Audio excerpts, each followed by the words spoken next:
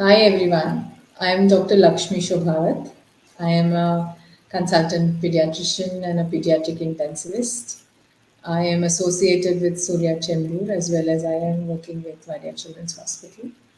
And today we have created a small presentation talk for you, which is on monsoon related illnesses. We know how often we all fall sick in monsoon and what do we have to do and why do we fall sick.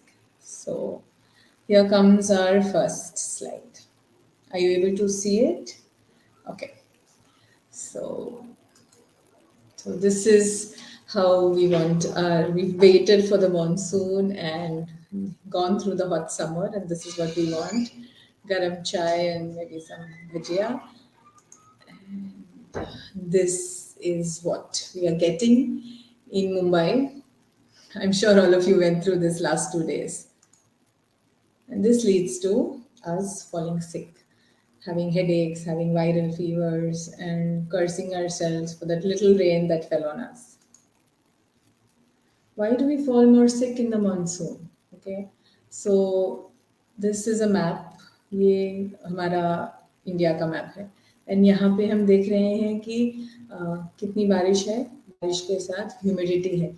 Humidity यानी हमको बहुत पसीना आता है, हमको बारिश जैसे ही तुरंत बंद हो जाए वैसे ही गर्म होने लगता है, चिपचिपाहट होती है, उसको ह्यूमिडिटी कहते हैं एंड ये बढ़ जाता है। ह्यूमिडिटी के बढ़ जाने से when humidity increases there is increase in the bacteria and the fungus which grows in the air, हमारे हवा में ये सब बढ़ने लग जाता है। तो ये स्टडी है 2016 में, जहाँ पे घर के अंदर के डस्ट जिस पे हम पैर पोंछते हैं उस कारपेट का 1 इंच टुकड़ा लिया गया और उस टुकड़े के अंदर से कितने समय में कितना बैक्टीरिया ग्रो हुआ वो उन्होंने कैलकुलेट किया इस स्टडी में। और आप देख सकते हैं कि जैसे जैसे ह्यूमिडिटी बढ़ी, जैसे जैसे चिपचिपाहट बढ़ी, वैसे वैसे फंगस कितना तेजी से ग्रो हुआ और बैक्टीरिया भी तेजी से बढ़ता गया। यहाँ पे देखिए आप, ह्यूमिडिटी बढ़ते बढ़ते फंगस बढ़ रहा है और ह्यूमिडिटी बढ़ते बढ़ते बैक्टीरिया का ग्रोथ भी बढ़ रहा है। ओके, सो जब हम हवा की बात करते हैं तो ये हमारे हवा में ज़्यादा होने लग जाता है, बैक्टीरिया और फंगस का हवा में ज़्यादा घूमने लग जाते हैं। तो हमको पता है कि कई देशों में और कभी-कभी आजकल इंडिया में भी बहुत सारा ह्यूमिडिफायर नाम से चीज़ को यूज़ किया जाने लगा है। बहुत सारे लोग अपने घरों में ह्यूमिडिफायर रखते हैं, पर ह्यूमिडिफायर के होने से हम, जो ये पिछले स्लाइड में हमने दिखाया, ह्यूमिडिटी बढ़ा रहे हैं। गर्मियों के मौसम में ह्यूमिडिफायर ठीक है शायद, पर बारिशों में अगर ये ऑन रह रहा है आपके घरों में तो वहाँ पर भी, क्योंकि गर्मी भी है अब और ह्यूमिडिटी भी है, तो हर बैक्टीरिया और हर वायरस को, फंगस को नमी और गर्मी ये दोनों लगता है और ये दोनों के पनपने से वो बहुत खुशी से पनपने लग जाता है। तो ये एक्चुअली टाइम मैगजीन का आर्टिकल है जहाँ पे वो बताते हैं कि अपने घरों के अंदर हम एक्चुअली उनको पाल रहे हैं। हम जब एक ह्यूमिडिफायर खरीद के लेके आते हैं तो हम उनको एक्चुअली पाल रहे हैं, तो उसको साफ करना, उसकी सफाई रखना, उसके अंदर डाला गया पानी के बारे में देखना, वो भी उतना ही ज़रूरी है।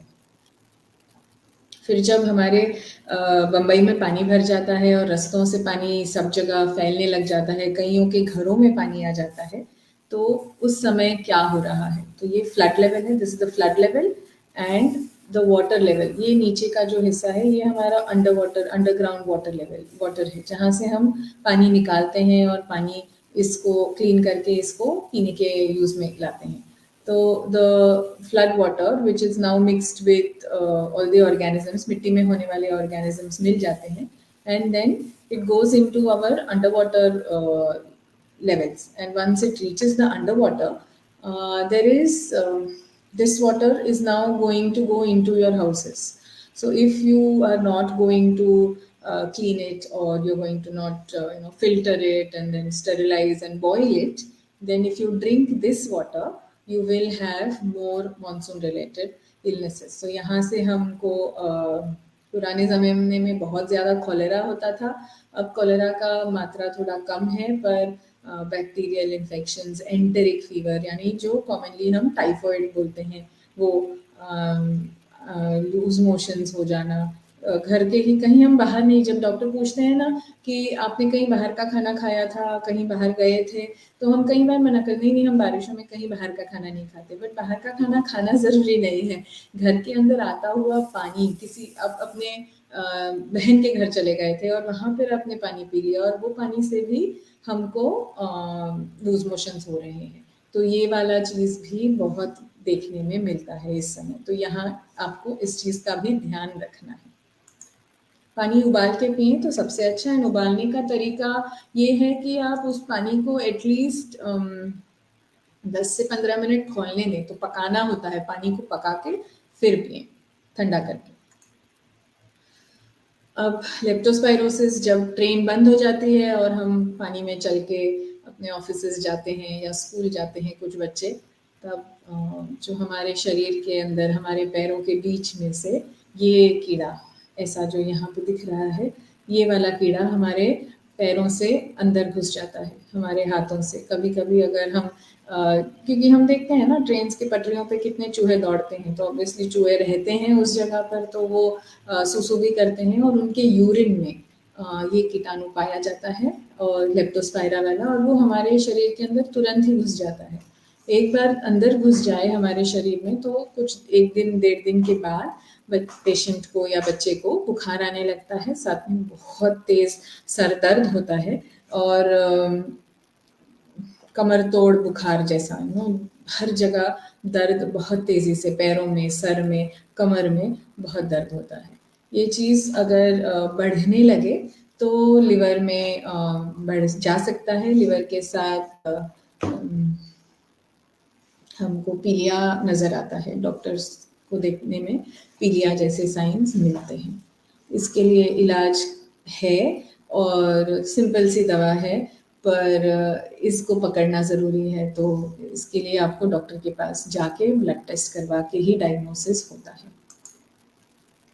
This is Times of India, and Times of India is showing how much leptospiro. This upper graph is only for leptospiro. Just see how many leptospira cases we have, and it is not a disease which does not cause death. Okay, the treatment is very easy. It is hardly anything for the doctors if he can diagnose it, but if it is not diagnosed in time, then you do have deaths. So this is showing till the May of this year 2023, we've already had 335 cases. Now how does the government find out about these cases? How many are reported? How much does BMC really find out?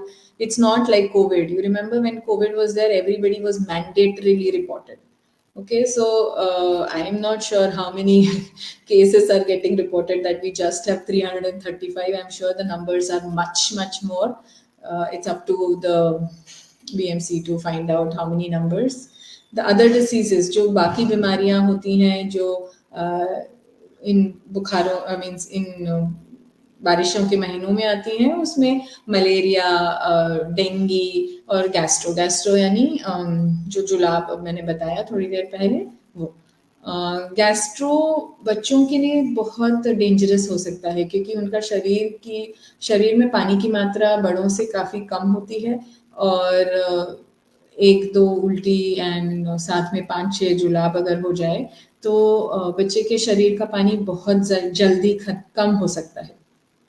उसके कम हो जाने से बच्चे ज़्यादातर पेशाब कम करने लगते हैं, चिड़चिड़ होने लग जाते हैं, और अगर ये चीज़ चलती रही तो थोड़े बेहोश जैसे, या सुस्त, बहुत ज़्यादा सुस्त, पानी के लिए भी ना उठें, पानी भी ना पिएं, एकदम बेचारे से हो जाते हैं। तो ऐसा सिचुएशन आने नहीं देना है। ORS का यूज़ तो करना ही है, बच्चे को पिलाना है ORS, और डॉक्टर के पास ले जाना है, ताकि शरीर से पानी की मात्रा कम न हो।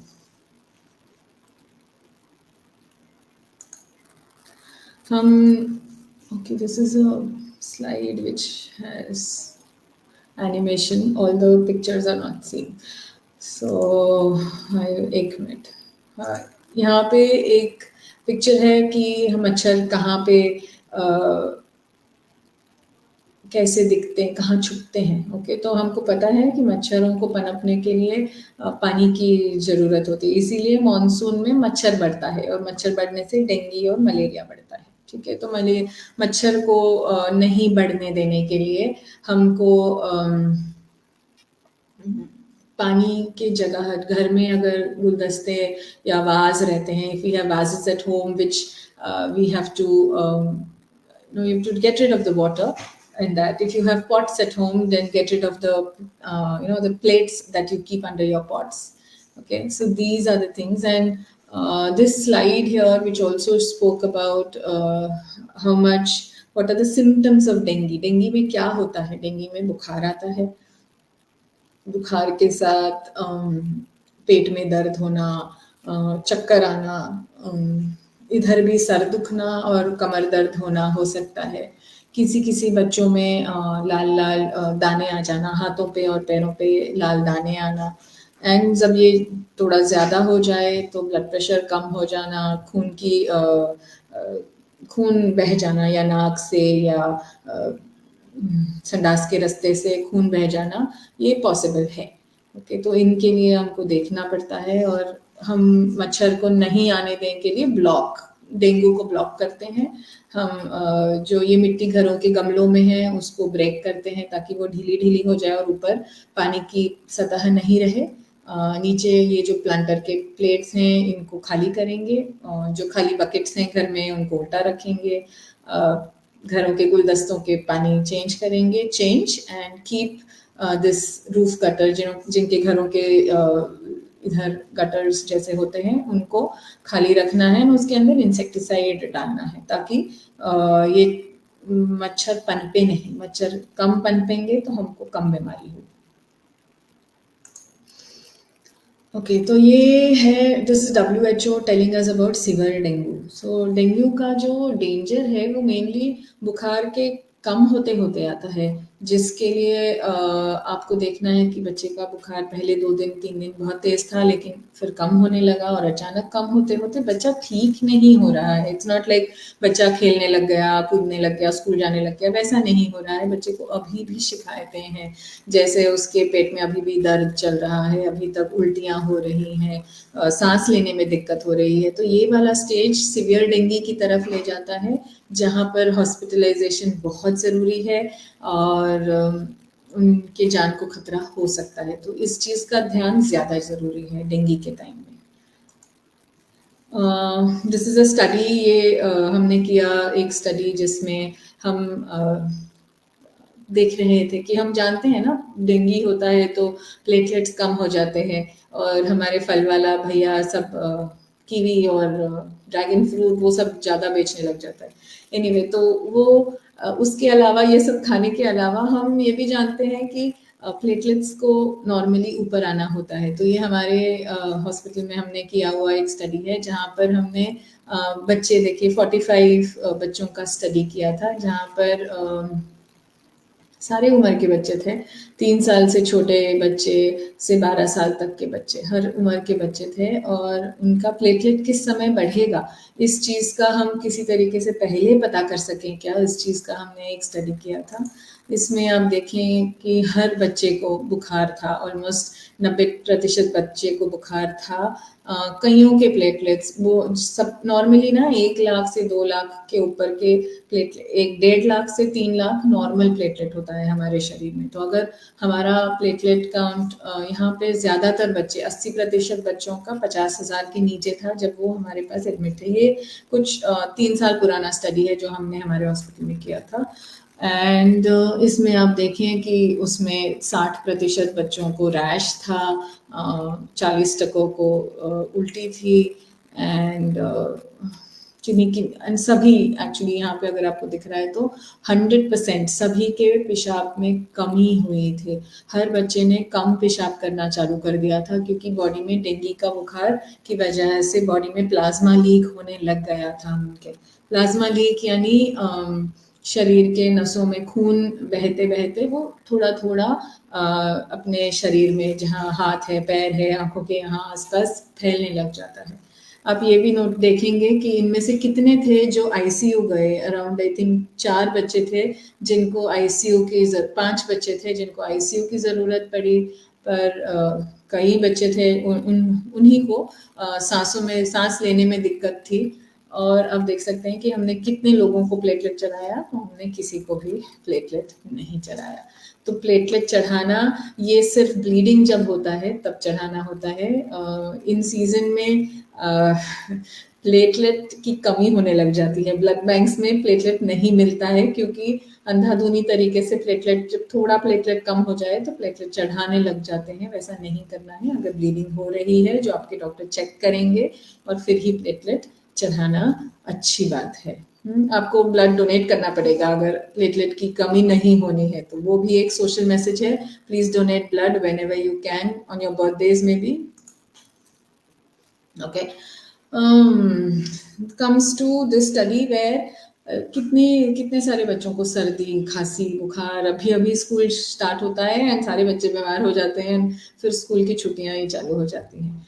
तो ये देखिए, ये एक स्टडी है जिसमें 1970 से 2020 तक का वायरस पैटर्न, ओके, वो भी इंडिया में कैसा है उसको बताया गया है।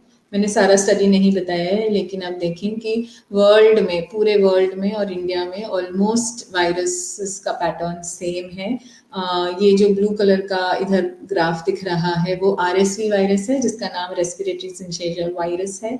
This virus is common in India as much as it is in the world, probably little more in India than in the world, okay।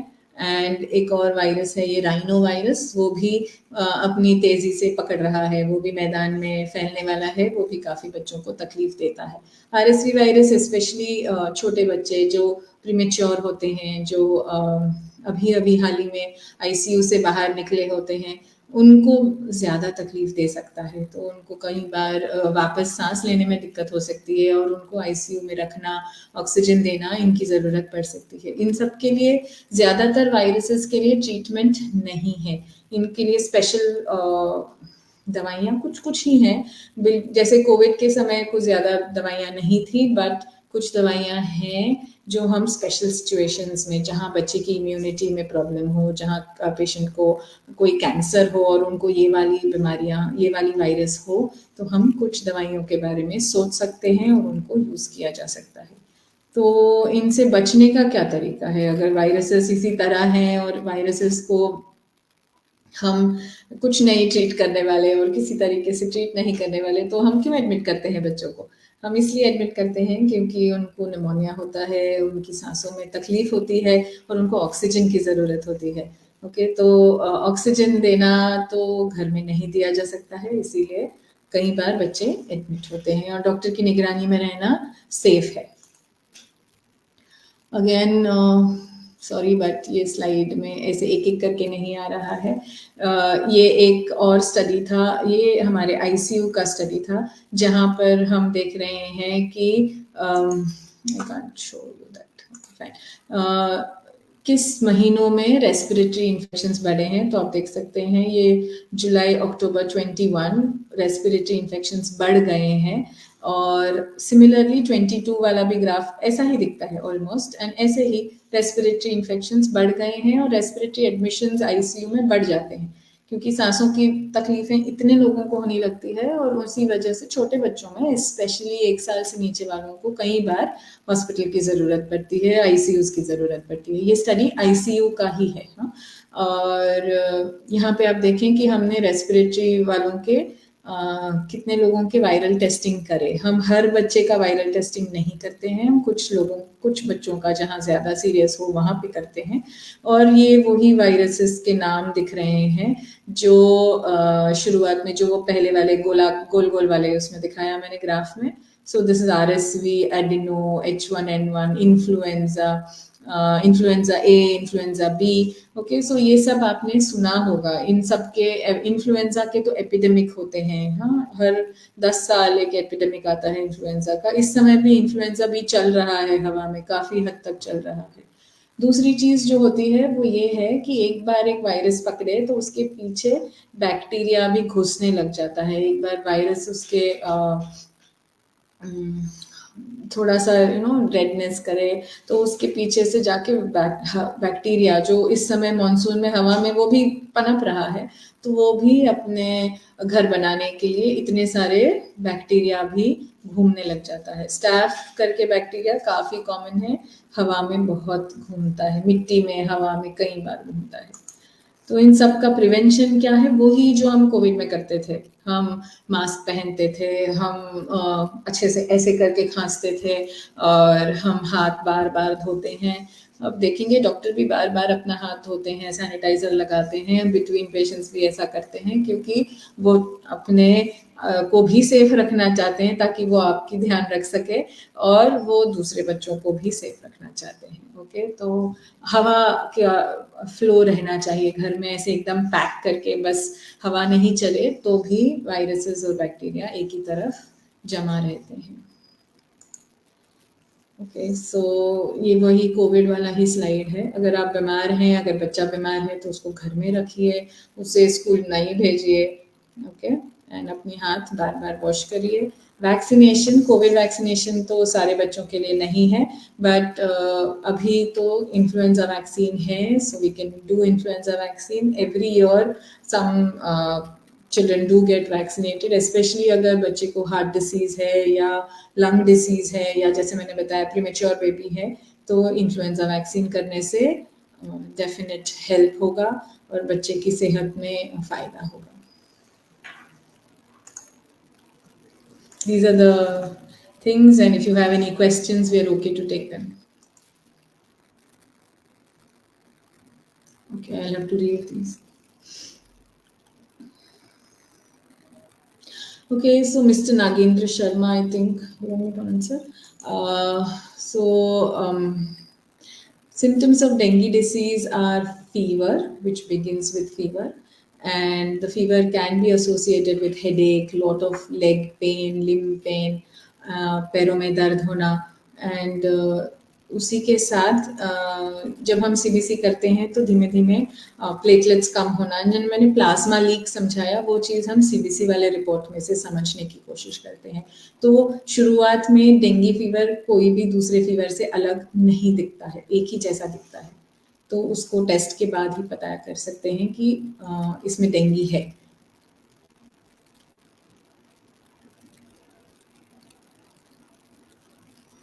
Jayashree Rao, you asked me, are there any vaccines to prevent monsoon infections?